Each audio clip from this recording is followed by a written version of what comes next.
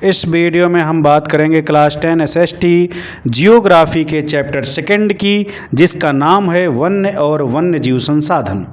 हम इस चैप्टर पे डिस्कस करने से पहले कुछ चीज़ों को जानना चाहेंगे, जैसे वन क्या है, वन्य जीव संसाधन क्या है ना। जंगल जो है धरती पर जीवन के लिए सबसे महत्वपूर्ण धरोहर मानी जाती है और विभिन्न प्रकार की ज़रूरतों को पूर्ति के लिए बड़े स्तर पर जंगलों को काटा भी जा रहा है, जिससे प्राकृतिक संतुलन बिगड़ रहा है। वन पर आधारित कई सारे संसाधन होते हैं जो कि हमारे दैनंदिन जीवन के उपयोग की चीज़ों को आगे सुचारू रूप से संचालित करने में मदद करते हैं। उसी प्रकार से वन्य जीव संसाधन भी वन्य में पाया जाने वाला एक महत्वपूर्ण संसाधन है जो कि प्राकृतिक संतुलन को बनाए रखने में मदद करता है। तो हम टॉपिक पे आते हैं। इसमें लिखा हुआ है, नारक मेरे ईश्वर, लेप्चाओं की दुनिया में आप संगीत के जनक हैं। ओ नारक मेरे ईश्वर, मुझे स्वयं को आपको समर्पित करने दें। मुझे आप अपना संगीत झरनों, नदियों, पर्वतों, वनों, कीटों और जानवरों से ग्रहण करने दें। मुझे आप अपना संगीत मधुर समीर से ग्रहण करने दें और इसे आपको ही समर्पित करने दें।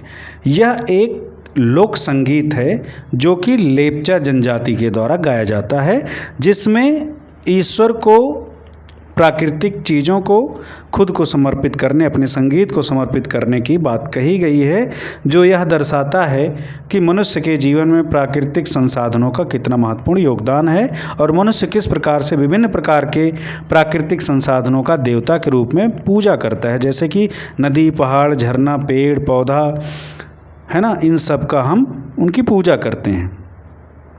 अब आगे लिखा है, इस ग्रह पर हम सूक्ष्म जीवाणुओं, बैक्टीरिया से लेकर के वटवृक्ष, हाथी, ब्लू होल तथा करोड़ों दूसरे जीवधारियों के साथ रहते हैं। यह पूरा आवासीय स्थल जिस पर हम रहते हैं अत्यधिक जैव विविधताओं से भरा हुआ है ना। मानव और दूसरे जीवधारी एक जटिल पारिस्थितिकी तंत्र का निर्माण करते हैं जिसका हम मात्र एक हिस्सा हैं और अपने अस्तित्व के लिए इसके विभिन्न तत्वों पर निर्भर रहते हैं। उदाहरण के लिए वायु जिसमें हम सांस लेते हैं, जल जिसे हम पीते हैं और मृदा जो अनाज में पैदा होती है, अनाज को पैदा करती है, जिसके बिना जीवित रहना भी संभव नहीं है। पौधे, पशु और सूक्ष्म जीव इसका पुनः सृजन करते हैं, यानी कि सब मिल करके इन सारे प्राकृतिक संसाधनों जैसे कि वायु, जल और मृदा का संचयन करते हैं, सृजन करते हैं। वन पारिस्थितिकी तंत्र में महत्वपूर्ण भूमिका निभाते हैं, यानी कि वन जो है पारिस्थितिकी तंत्र को बनाए रखने के महत्वपूर्ण घटक हैं, क्योंकि ये प्राथमिक उत्पादक हैं। तो क्या आप जानते हैं प्राथमिक उत्पादक क्या होते हैं? प्राथमिक उत्पादक उन जीवों को कहते हैं, जैसे कि हरे पेड़ पौधे और शैवाल को कुछ, कि जो अपना भोजन स्वयं बनाते हैं, जो अपने भोजन का निर्माण करने के लिए किसी दूसरे पर निर्भर ना रहें। जैसे हरे पेड़ पौधे हैं, ये अपना भोजन प्रकाश की उपस्थिति में कार्बन डाइऑक्साइड, जल वगैरह से एक क्रिया करके अपने भोजन का, यानी कि ग्लूकोज वगैरह का निर्माण करते हैं। तो ये किसी अन्य जीव पे अपने भोजन के लिए निर्भर नहीं रहते, इसलिए इनको प्राथमिक उत्पादन कहते हैं और इन्हीं प्राथमिक उत्पादकों के आधार पे ही पूरा जीवन संचालित होता है। वन्य जीव और कृषि फसल की बात करें तो वन्य जीव, कृषि फसल उपजातियों में अत्यधिक जैव विविधताएं पाई जाती हैं। यह आकार और कार्य में विभिन्न हैं, परंतु आत्मनिर्भरताओं के जटिल जाल द्वारा एक तंत्र में गुथी हैं। भारत में आगे हम वनस्पति जात और प्राणी जात की बात करेंगे। वनस्पति जात का मतलब होता है कि फ्लोरा एंड फाउना। फ्लोरा का मतलब होता है वनस्पति यानी कि पेड़ पौधे, और फाउना का मतलब होता है जीव जंतु यानी कि प्राणी जात। आगे इस टॉपिक में हम उसी पे चर्चा करने वाले हैं। आप अपने आसपास देखेंगे तो विभिन्न प्रकार के पेड़ पौधे और जीव जंतु पाए जाते हैं। क्या आप मुझे बता सकते हैं कि कौन कौन से पेड़ पौधे, कौन कौन से जीव जंतु आपके यहाँ पे बहुतायत में मिलते हैं? भारत में वनस्पति जात और अगर प्राणी जात की बात करें और आप अपने आसपास नज़र दौड़ाएं तो पाएंगे कि कुछ ऐसे प्राणी और पौधे हैं जो सिर्फ और सिर्फ आपके ही क्षेत्र में पाए जाते हैं और कुछ ऐसे जीव हैं जो अन्य क्षेत्रों में पाए जाते हैं। वास्तव में भारत जैव विविधता के संदर्भ में विश्व के सबसे समृद्ध देशों में से एक है। यहाँ विश्व की सारी जो उपजातियों की 8% संख्या लगभग 16 लाख पाई जाती है। ये अभी खोजी जाने वाली उपजातियों से 2 या 3 गुना है। आप पहले ही भारत में पाए जाने वाले वनों और वन्यजीव संसाधनों के क्षेत्रफल और किस्मों के बारे में पढ़ चुके हैं। तो क्या आप को याद है कि भारत का क्षेत्रफल कितना है और किस प्रकार के वन्य जीव संसाधन यहाँ पे पाए जाते हैं, और जो विविध प्रकार के वन्य जीव संसाधन पाए जाते हैं उनकी सुरक्षा के लिए सरकार के द्वारा क्या रक्षोपाय किए जाते हैं। आपने सोचा होगा कि इन संसाधनों का आपके दैनिक जीवन में क्या महत्व है। ये विविध वनस्पति जात और प्राणी जात हमारे हर रोज के जीवन में इतने गुथे हुए हैं कि हम इसकी कद्र नहीं करते, परंतु पर्यावरण के प्रति हमारी संवेदना के कारण पिछले कुछ समय से इन संसाधनों पर भारी दबाव बढ़ता जा रहा है।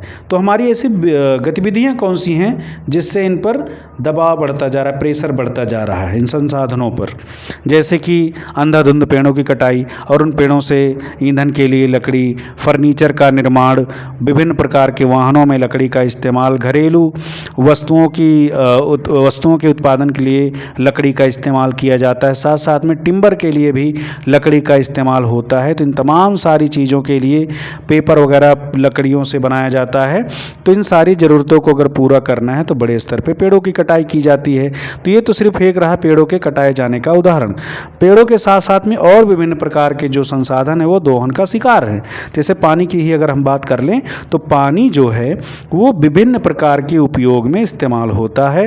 उद्योग धंधों में, कल कारखानों को चलाने में, शहरीकरण बढ़ता जा रहा है, वहाँ पे पेयजल की सप्लाई के लिए, लोगों के नहाने धोने, खाना बनाने के लिए, ऐसे विविध प्रकार के प्रक्रम हैं जिसमें पानी की अत्यधिक आवश्यकता होती है। जिसका नतीजा ये है कि बहुत सारे शहर और कस्बे ऐसे हैं जो जहाँ पे या तो पानी की उपलब्धता बहुत सीमित है या पानी अगर उपलब्ध भी तो कंटेमिनेटेड है, यानी कि उसमें प्रदूषक पाए जाते हैं जो कि हमारे शरीर को नकारात्मक रूप से प्रभावित करते हैं। हम आगे टॉपिक को बढ़ाएंगे। आगे है भारत में वन्य और वन्यजीव संसाधन। भारत में वन्यजीव और वन्यजीव संसाधनों के संरक्षण की अगर बात करें तो हमने आपको भी पहले भी बताया कि प्रकृति में संतुलन बनाए रखने के लिए इसमें पाए जाने वाले सभी प्रकार की वनस्पति, जीव जंतु, पेड़ पौधे, नदी, झील, झरना और विभिन्न प्रकार की ऊर्जा के जो स्रोत हैं उनका संरक्षण बनाए रखना आवश्यक है। वन्य जीवन और वनों में तेज गति से हो रहे ह्रास के कारण इनका संरक्षण बहुत जरूरी है। परंतु हमें वनों और वन्यजीव संरक्षण करना जरूरी क्यों है? संरक्षण से पारिस्थितिकी विविधता बनी रहती। तो क्यों जरूरी है? क्योंकि संरक्षण से पारिस्थितिकी विविधता मेंटेन रहती है तथा हमारा जीवन, साध्य संसाधन, जलवायु और मृदा बने रहते हैं। इन विभिन्न जातियों में बेहतर जनन के लिए वनस्पति और पशुओं में जीन यानी जेनेटिक विविधता को भी संरक्षित करती है। उदाहरण के तौर पर हम कृषि में भी अभी पारंपरिक फसलों पर निर्भर हैं। जलीय जैव विविधता मोटे तौर पर मछली पालन बनाए रखने पर निर्भर है। विभिन्न प्रकार के इन चित्रों को आप गौर करेंगे तो यहाँ पे कई सारे लोगों के जीवन यापन से जुड़ी हुई चीज़ें दिखाई दे रही हैं आपको। शांत घाटी के मुखली नर्सरी में आदिवासी युवतियों द्वारा बांस की पौध लगाते हुए आपको एक चित्र दिख रहा होगा। अगले चित्र में सूखी पत्तियों को एकत्रित करती हुई आदिवासी महिलाओं को दिखाया गया है और छोटे छोटे जंगली उत्पादों को बेचती आदिवासी महिलाओं को भी इसी के साथ संलग्न करके दिखाया गया है। इन चित्रों को आप अगर देखेंगे तो यह पाएंगे कि जितनी भी गतिविधियाँ हो रही हैं सारी की सारी प्राकृतिक संसाधनों पर निर्भर हैं। 1960 और 1970 के दशकों के दौरान पर्यावरण संरक्षकों ने राष्ट्रीय वन्यजीव सुरक्षा कार्यक्रम की पुरजोर मांग की। भारतीय वन्यजीव संरक्षण अधिनियम 1972 लागू किया गया जिसमें वन्यजीवों के आवास रक्षण के अनेक प्रावधान बनाए गए। सारे भारत में रक्षित जातियों की सूची भी प्रकाशित की गई। इस कार्यक्रम के तहत बची हुई संकटग्रस्त जातियों के बचाव पर, शिकार प्रतिबंधन पर, वन्यजीव आवासों का कानूनी रक्षण तथा जंगली जीवों के व्यापार पर रोक लगाने आदि पर प्रबल जोर दिया गया, जो कि इस कार्यक्रम का उद्देश्य था। तत्पश्चात केंद्रीय सरकार व अन्य कई राज्य सरकारों ने राष्ट्रीय उद्यान और वन्यजीव पशु विहार स्थापित किए जिनके बारे में आप पहले पढ़ चुके हैं। केंद्रीय सरकार ने कई परियोजनाओं की भी घोषणा की जिनका उद्देश्य गंभीर खतरे में पड़े कुछ विशेष वन प्राणियों को रक्षण प्रदान करते हैं। इन प्राणियों में बाघ, एक सींग वाला गैंडा, कश्मीरी हिरण, हंगुल, 3 प्रकार के मगरमच्छ यानी कि स्वच्छ जल का मगरमच्छ, नमकीन जल का मगरमच्छ और घड़ियाल, एशियाई शेर और अन्य प्राणी शामिल हैं। यानी विभिन्न प्रकार के जीवों को सुरक्षित किया गया जिनमें कुछ प्रमुख का नाम यहाँ पे भी हमने डिस्कस किया हुआ है। अच्छा, इन जीवों को सुरक्षित करने की आवश्यकता क्यों है? आप अगर ध्यान देंगे तो ये चीज़ें आपको यहाँ पर समझ में आएंगी, क्योंकि ये सभी प्रकार के जीव जंतु, पेड़ पौधे और वनस्पतियाँ इन जीवों के संरक्षण के लिए आवश्यक होते हैं। इस क्रम में सरकार ने कई सारे कार्यक्रम चलाए हैं, जैसे कि बाघ परियोजना, है ना। बाघ परियोजना क्या थी? वर्ष 1973 में अधिकारियों ने पाया कि देश में 20वीं शताब्दी के आरंभ में बाघों की अनुमानित संख्या 55,000 से घटकर मात्र 1872 रह गई। यानी कि 1973 में यह जो संख्या थी 55,000 के आसपास 20वीं शताब्दी में, वो 1973 आते आते 1827 रह गई। बाघों को मारकर उनके व्यापार के लिए चोरी करना, आवासीय स्थलों का सिकुड़ना, भोजन के लिए आवश्यक जंगली उपजातियों की संख्या कम होना और जनसंख्या में वृद्धि बाघों की घटती संख्या के मुख्य कारण थे। अगर हम बाघों की घटती हुई संख्या की अगर बात करें तो उसके जो प्रमुख कारण थे उसमें क्या क्या शामिल था कि बाघों को मारा जाता था, उनके शरीर के विभिन्न प्रकार के अंगों जैसे कि उनकी हड्डी, उनकी चमड़ी या अन्य चीज़ों को व्यापार के लिए अवैध रूप से व्यापार के लिए उनको मारा जाता था, बेचा जाता था। उनका जो आवासीय स्थल था, यानी जैसा कि अभी हमने पहले भी डिस्कस किया कि हमारी विभिन्न प्रकार की आवश्यकताओं जैसे कि सड़क, स्कूल, हॉस्पिटल, बस्ती रहने के लिए, फैक्ट्री बनाने के लिए ज़मीन की आवश्यकता होती है और ज़मीन की आवश्यकता की पूर्ति बड़े स्तर पर जंगलों को काट कर की जाती है। और जब जंगलों को काटा जाता है तो जंगल में रहने वाले जो जीव जंतु हैं जिनका आवास है उनका सिकुड़ना लाजमी है ना। ऐसी स्थिति में ये स्थिति बाघों के साथ में भी बनी। तो भोजन के लिए आवश्यक जंगली उपजातियों की संख्या का कम होना, जनसंख्या में वृद्धि, बाघों की घटती संख्या के भी प्रमुख कारण थे। बाघों की खाल का व्यापार और उनकी हड्डियों का एशियाई देशों में परंपरागत औषधियों के, यानी कि जो ट्रेडिशनल मेथड से बनाई जाने वाली दवाएं थी, उनके निर्माण के लिए भी बाघों की खाल, उनकी हड्डी और अन्य शरीर के अंगों का अवैध रूप से व्यापार किया जाता रहा। क्योंकि भारत और नेपाल दुनिया की 2/3 बाघों को आवास उपलब्ध कराते हैं, अतः ये देश ही शिकार, चोरी और गैर कानूनी व्यापार करने वालों के मुख्य निशाने पर होते हैं। प्रोजेक्ट टाइगर विश्व की बेहतरीन वन्यजीव परियोजनाओं में से एक है और इसकी शुरुआत 1973 में हुई थी। यानी कि बच्चा लोग, प्रोजेक्ट टाइगर की शुरुआत कब हुई थी? 1973 में हुई थी। आपसे पूछा जा सकता है ये ईयर की प्रोजेक्ट टाइगर की शुरुआत कब हुई थी, प्रोजेक्ट टाइगर का उद्देश्य क्या था, 20वीं शताब्दी में बाघों की अनुमानित संख्या क्या थी और 1973 आते आते कितनी रह गई। बाघ संरक्षण मात्र एक संकटग्रस्त जाति को बचाने का प्रयास नहीं था,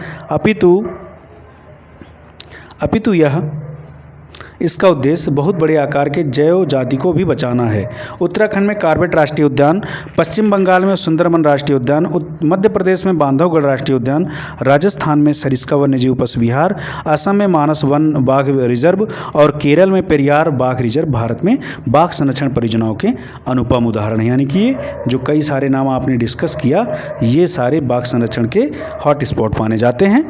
आजकल संरक्षण परियोजनाओं जैव विविधताओं पर केंद्रित होती, ना कि इनके विभिन्न घटकों पर। संरक्षण के विभिन्न तरीकों की गहनता से खोज की जा रही है। संरक्षण नियोजन में कीटों को भी महत्व मिल रहा है।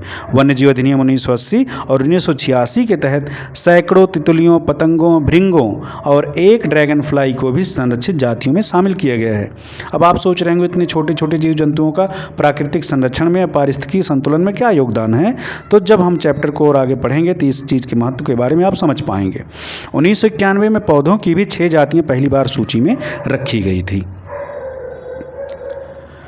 वन्य और वन्यजीव संसाधनों के प्रकार और वितरण की अगर हम बात करें तो यदि हम वन और वन्यजीव संसाधनों को संरक्षित करना चाहें तो उनका प्रबंधन, नियंत्रण और विनियमन अपेक्षाकृत कठिन होता है।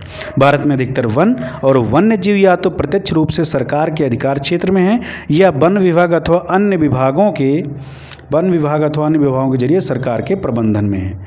इन्हें निम्नलिखित वर्गों में बांटा जा सकता है। यानी कि वनों को भारत में कई रूप से वर्गीकृत किया गया है, जिसमें पहला है आरक्षित वन। आरक्षित वन में क्या है? देश में आधे से अधिक वन आरक्षित वन घोषित किए गए, यानी कि आधे से ज़्यादा वनों को किस श्रेणी में रखा गया है? आरक्षित वन की श्रेणी में रखा गया है। जहाँ तक वन और वन्य प्राणियों के संरक्षण की बात है, आरक्षित वनों को सर्वाधिक मूल्यवान माना जाता है। दूसरी श्रेणी जो वनों के संरक्षण की है उसमें आता है रक्षित वन। दूसरा है रक्षित वन। वन्य विभाग के अनुसार देश के कुल वन क्षेत्र का 1/3 हिस्सा रक्षित है। इन वनों को और अधिक नष्ट होने से बचाने के लिए इनकी सुरक्षा की जाती है। तो दूसरी श्रेणी क्या है? रक्षित वनों की है। तीसरी श्रेणी की अगर अभी हम बात करें तो तीसरी श्रेणी जो है वो अवर्गीकृत वन है। अवर्गीकृत वन का मतलब है कि अन्य सभी प्रकार के वन और बंजर भूमि जो सरकार जो सरकार, व्यक्तियों या समुदायों द्वारा के स्वामित्व में होते हैं, अवर्गीकृत वन कहे जाते हैं। आरक्षित और रक्षित वन ऐसे स्थायी वन क्षेत्र हैं जिनका रखरखाव इमारती लकड़ी, वन्यजीव पदार्थों और उनके बचाव के लिए किया जाता है। यानी कि आरक्षित और रक्षित वन किसको कहते हैं कि जिनका उपयोग आरक्षित इमारती लकड़ी, अन्य वन्य पदार्थों के संरक्षण के लिए किया जाता है। मध्य प्रदेश में स्थायी वनों के अंतर्गत सर्वाधिक क्षेत्र है, जो कि प्रदेश के कुल क्षेत्र का 75% है ना। यानी कि मध्य प्रदेश ऐसा है जहां पर सर्वाधिक संरक्षित क्षेत्र वनों का पाया जाता है, जो कि राज्य के क्षेत्रफल का लगभग 75% है। इसके अतिरिक्त जम्मू और कश्मीर, आंध्र प्रदेश, उत्तराखंड, केरल, तमिलनाडु, पश्चिम बंगाल और महाराष्ट्र में भी कुल वनों में से एक बड़ा अनुपात आरक्षित वनों का है, जबकि बिहार, हरियाणा, पंजाब, हिमाचल प्रदेश, उड़ीसा और राजस्थान में कुल वनों में रक्षित वनों का एक बड़ा अनुपात है।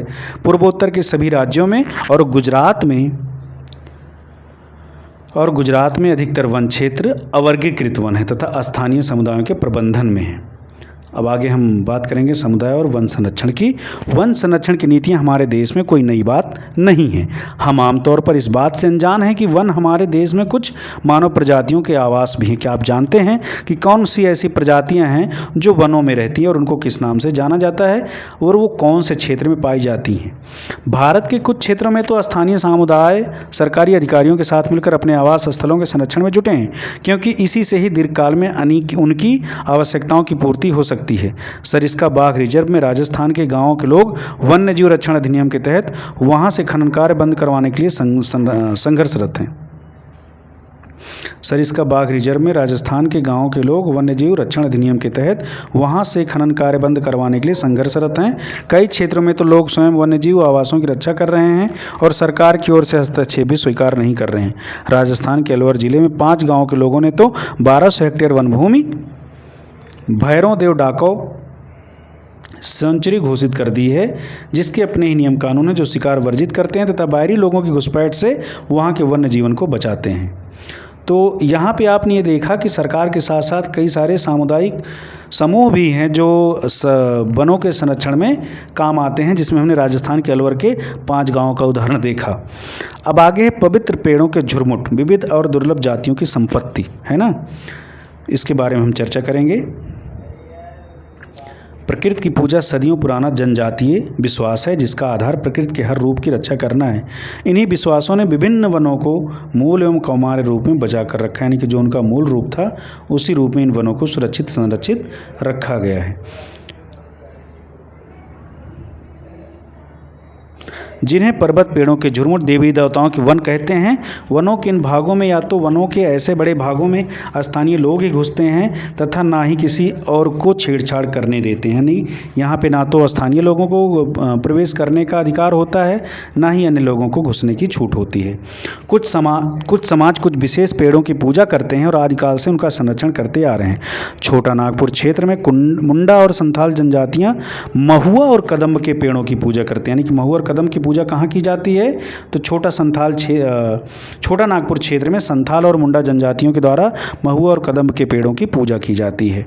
तो क्या आपको जानकारी है कि आपके क्षेत्र में कौन से पेड़ों की पूजा की जाती है? आपके घर आप अपने माता पिता से यह जानकारी लें कि आपके क्षेत्र में कौन से वृक्षों की पूजा की जाती है। उड़ीसा और बिहार की जनजातियाँ शादी के दौरान इमली और आम के पेड़ की पूजा करती हैं। किन पेड़ों की पूजा करती हैं? इमली और आम के पेड़ की पूजा होती है। इसमें से बहुत से व्यक्ति पीपल और वट वृक्ष यानी बरगद के पेड़ की भी पूजा करते हैं और उनको पवित्र मानते हैं। भारतीय समाज में अनेकों संस्कृतियां हैं और प्रत्येक संस्कृति में प्रकृति और उसकी कृतियों को संरक्षित करने के अपने पारंपरिक तरीके हैं। आमतौर पर झरनों, पहाड़ी चोटियों, पेड़ों और पशुओं को पवित्र मानकर उनका संरक्षण किया जाता है। आप अनेक मंदिरों के आसपास बंदर और लंगूर पाएंगे। उपासक उन्हें खिलाते पिलाते हैं और मंदिर के भक्तों में गिनते हैं। राजस्थान में बिश्नोई गांव के आसपास आप काले हिरण, चिंकारा, नीलगाय और मोरों के झुंड देख सकते हैं, जो वहाँ के समुदाय का अभिन्न अंग हैं तथा उनको वहाँ पर कोई नुकसान नहीं पहुँचाता है। अब हम अगर बात करें चिपको आंदोलन की, तो हिमालय में प्रसिद्ध चिपको आंदोलन कई क्षेत्रों में वन कटाई रोकने में ही कामयाब नहीं रहा, अपितु यह भी दिखाया कि स्थानीय पौधों की जातियों को प्रयोग करके सामुदायिक वनीकरण अभियान को सफल बनाया जा सकता है। पारंपरिक संरक्षण तरीकों को पुनर्जीवित अथवा पारिस्थितिकी कृषि के नए तरीकों का विकास अब व्यापक हो गया है।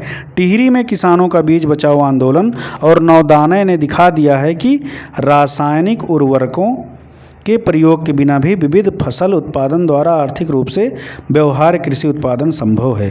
भारत में संयुक्त वन प्रबंधन कार्यक्रम क्षरित वनों के प्रबंधन और पुनर्निर्माण में स्थानीय समुदायों की भूमिका के महत्व को उजागर करते हैं।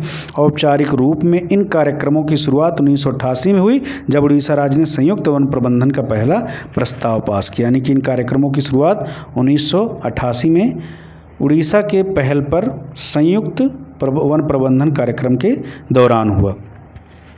वन विभाग के अंतर्गत संयुक्त वन प्रबंधन क्षरित वनों के बचाव के लिए कार्य करता है।